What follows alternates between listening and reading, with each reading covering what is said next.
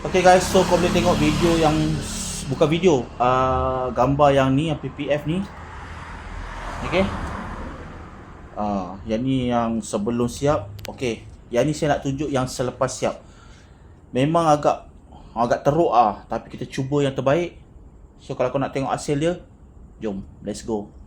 Oh, kereta dah siap, kita belum full lagi siap tapi dah siap color semua yang ni dah memang dah cantik Kita zoom sikit kita zoom sikit. So color pun dah cun, nanti kita tinggal nak polish kereta je nanti pagi. So kita boleh naik color. Inilah hasil dia. Ni putih ada kristal tau. So alhamdulillah selesai juga akhirnya kereta Merc ni. Besok kita sebelum bagi kat owner, kita polish satu body, owner minta. Lepas tu nanti kita cuci, baru kita bagi kat dia. Okay. So apa-apa kau boleh roger saya, nombor ada dekat bio. Bye bye.